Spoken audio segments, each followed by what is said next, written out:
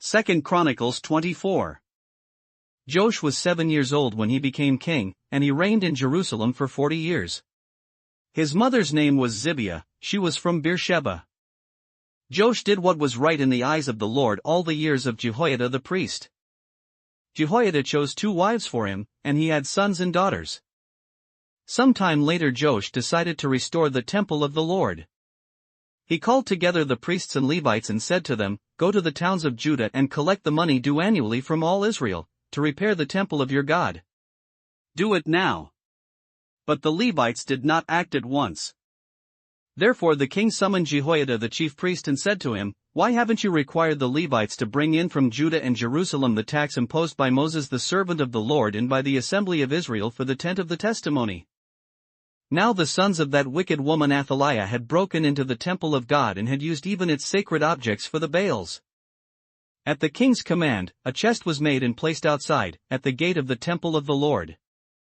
A proclamation was then issued in Judah and Jerusalem that they should bring to the Lord the tax that Moses the servant of God had required of Israel in the desert. All the officials and all the people brought their contributions gladly, dropping them into the chest until it was full. Whenever the chest was brought in by the Levites to the king's officials and they saw that there was a large amount of money, the royal secretary and the officer of the chief priest would come and empty the chest and carry it back to its place. They did this regularly and collected a great amount of money. The king and Jehoiada gave it to the men who carried out the work required for the temple of the Lord. They hired masons and carpenters to restore the Lord's temple, and also workers in iron and bronze to repair the temple. The men in charge of the work were diligent, and the repairs progressed under them. They rebuilt the temple of God according to its original design and reinforced it. When they had finished, they brought the rest of the money to the king and Jehoiada, and with it were made articles for the Lord's temple, articles for the service and for the burnt offerings, and also dishes and other objects of gold and silver. As long as Jehoiada lived, burnt offerings were presented continually in the temple of the Lord. Now Jehoiada was old and full of years, and he died at the age of 130. He was buried with the kings in the city of David, because of the good he had done in Israel for God and his temple. After the death of Jehoiada, the officials of Judah came and paid homage to the king, and he listened to them. They abandoned the temple of the Lord, the God of their fathers, and worshipped Asherah poles and idols. Because of their guilt, God's anger came upon Judah and Jerusalem. Although the Lord sent prophets to the people to bring them back to him, and though they testified against them, they would not listen. Then the Spirit of God came upon Zechariah son of Jehoiada the priest. He stood before the people and said, "This is what God says, why do you disobey the Lord's commands? You will not prosper. Because you have forsaken the Lord, he has forsaken you." But they plotted against him, and by order of the king they stoned him to death in the courtyard of the Lord's temple. King Joash did not remember the kindness Zechariah's father Jehoiada had shown him but killed his son, who said as he lay dying, "May the Lord see this and call you to account." At the turn of the year, the army of Aram marched against Joash. It invaded Judah and Jerusalem and killed all the leaders of the people. They sent all the plunder to their king in Damascus. Although the Aramean army had come with only a few men, the Lord delivered into their hands a much larger army. Because Judah had forsaken the Lord, the God of their fathers, judgment was executed on Joash.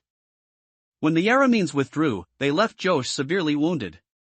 His officials conspired against him for murdering the son of Jehoiada the priest, and they killed him in his bed. So he died and was buried in the city of David, but not in the tombs of the kings. Those who conspired against him were Zabad, son of Shimoth an Ammonite woman, and Jehozabad, son of Shimrith a Moabite woman. The account of his sons, the many prophecies about him, and the record of the restoration of the temple of God are written in the annotations on the book of the kings. And Amaziah his son succeeded him as king. 2 Chronicles 25. Amaziah was 25 years old when he became king, and he reigned in Jerusalem for 29 years. His mother's name was Jehoadan, she was from Jerusalem. He did what was right in the eyes of the Lord, but not wholeheartedly. After the kingdom was firmly in his control, he executed the officials who had murdered his father the king. Yet he did not put their sons to death, but acted in accordance with what is written in the law, in the book of Moses, where the Lord commanded, "Fathers shall not be put to death for their children, nor children put to death for their fathers, each is to die for his own sins." Amaziah called the people of Judah together and assigned them according to their families to commanders of thousands and commanders of hundreds for all Judah and Benjamin. He then mustered those 20 years old or more and found that there were 300,000 men ready for military service, able to handle the spear and shield. He also hired 100,000 fighting men from Israel for 100 talents of silver. But a man of God came to him and said, "O king, these troops from Israel must not march with you, for the Lord is not with Israel, not with any of the people of Ephraim. Even if you go and fight courageously in battle, God will overthrow you before the enemy, for God has the power to help or to overthrow." Amaziah asked the man of God, "But what about the 100 talents I paid for these Israelite troops?" The man of God replied, "The Lord can give you much more than that." So Amaziah dismissed the troops who had come to him from Ephraim and sent them home. They were furious with Judah and left for home in a great rage. Amaziah then marshaled his strength and led his army to the valley of Salt, where he killed 10,000 men of Seir. The army of Judah also captured 10,000 men alive, took them to the top of a cliff and threw them down so that all were dashed to pieces. Meanwhile, the troops that Amaziah had sent back and had not allowed to take part in the war raided Judean towns from Samaria to Beth Horon. They killed 3,000 people and carried off great quantities of plunder. When Amaziah returned from slaughtering the Edomites, he brought back the gods of the people of Seir. He set them up as his own gods, bowed down to them and burned sacrifices to them. The anger of the Lord burned against Amaziah, and he sent a prophet to him, who said, "Why do you consult this people's gods, which could not save their own people from your hand?" While he was still speaking, the king said to him, "Have we appointed you an advisor to the king? Stop. Why be struck down?" So the prophet stopped but said, "I know that God has determined to destroy you, because you have done this and have not listened to my counsel."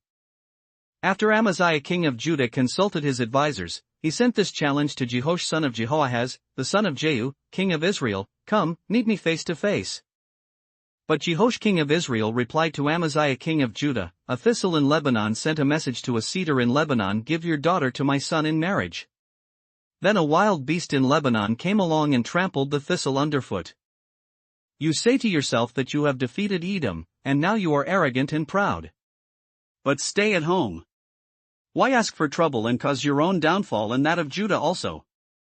Amaziah, however, would not listen, for God so worked that he might hand them over to Jehoash, because they sought the gods of Edom. So Jehoash king of Israel attacked. He and Amaziah king of Judah faced each other at Beth Shemesh in Judah. Judah was routed by Israel, and every man fled to his home. Jehoash king of Israel captured Amaziah king of Judah, the son of Joash, the son of Ahaziah, at Beth Shemesh. Then Jehoash brought him to Jerusalem and broke down the wall of Jerusalem from the Ephraim gate to the corner gate, a section about 600 feet long. He took all the gold and silver and all the articles found in the temple of God that had been in the care of Obed-Edom, together with the palace treasures and the hostages, and returned to Samaria. Amaziah son of Joash king of Judah lived for 15 years after the death of Jehoash son of Jehoahaz king of Israel. As for the other events of Amaziah's reign, from beginning to end, are they not written in the book of the kings of Judah and Israel? From the time that Amaziah turned away from following the Lord, they conspired against him in Jerusalem, and he fled to Lachish, but they sent men after him to Lachish and killed him there. He was brought back by horse and was buried with his fathers in the city of Judah. Luke 21. As he looked up, Jesus saw the rich putting their gifts into the temple treasury. He also saw a poor widow putting 2 very small copper coins. "I tell you the truth," he said, "this poor widow has put in more than all the others. All these people gave their gifts out of their wealth, but she out of her poverty put in all she had to live on." Some of his disciples were remarking about how the temple was adorned with beautiful stones and with gifts dedicated to God. But Jesus said, "As for what you see here, the time will come when not one stone will be left on another, every one of them will be thrown down." "Teacher," they asked, "when will these things happen? And what will be the sign that they are about to take place?" He replied, "Watch out that you are not deceived. For many will come in my name, claiming, 'I am he,' and the time is near. Do not follow them. When you hear of wars and revolutions, do not be frightened. These things must happen first, but the end will not come right away. Then he said to them, Nation will rise against nation, and kingdom against kingdom. There will be great earthquakes, famines and pestilences in various places, and fearful events and great signs from heaven. But before all this, they will lay hands on you and persecute you. They will deliver you to synagogues and prisons, and you will be brought before kings and governors, and all on account of my name. This will result in your being witnesses to them. But make up your mind not to worry beforehand how you will defend yourselves. For I will give you words and wisdom that none of your adversaries will be able to resist or contradict. You will be betrayed even by parents, brothers, relatives and friends, and they will put some of you to death. All men will hate you because of me. But not a hair of your head will perish. By standing firm you will gain life. When you see Jerusalem being surrounded by armies, you will know that its desolation is near. Then let those who are in Judea flee to the mountains, let those in the city get out, and let those in the country not enter the city. For this is the time of punishment in fulfillment of all that has been written. How dreadful it will be in those days for pregnant women and nursing mothers! There will be great distress in the land and wrath against this people. They will fall by the sword and will be taken as prisoners to all the nations. Jerusalem will be trampled on by the Gentiles until the times of the Gentiles are fulfilled. There will be signs in the sun, moon, and stars. On the earth, nations will be in anguish and perplexity at the roaring and tossing of the sea. Men will faint from terror, apprehensive of what is coming on the world, for the heavenly bodies will be shaken. At that time they will see the Son of Man coming in a cloud with power and great glory. When these things begin to take place, stand up and lift up your heads, because your redemption is drawing near. He told them this parable, Look at the fig tree and all the trees. When they sprout leaves, you can see for yourselves and know that summer is near. Even so, when you see these things happening, you know that the kingdom of God is near. I tell you the truth, this generation will certainly not pass away until all these things have happened. Heaven and earth will pass away, but my words will never pass away. Be careful, or your hearts will be weighed down with dissipation, drunkenness, and the anxieties of life, and that day will close on you unexpectedly like a trap. For it will come upon all those who live on the face of the whole earth. Be always on the watch, and pray that you may be able to escape all that is about to happen, and that you may be able to stand before the Son of Man. Each day Jesus was teaching at the temple, and each evening he went out to spend the night on the hill called the Mount of Olives. And all the people came early in the morning to hear him at the temple. Psalms 9. For the director of music. 2. The tune of, The Death of the Son. A psalm of David. I will praise you, O Lord, with all my heart, I will tell of all your wonders. I will be glad and rejoice in you, I will sing praise to your name, O Most High. My enemies turn back, they stumble and perish before you. For you have upheld my right in my cause, you have sat on your throne, judging righteously. You have rebuked the nations and destroyed the wicked, you have blotted out their name forever and ever.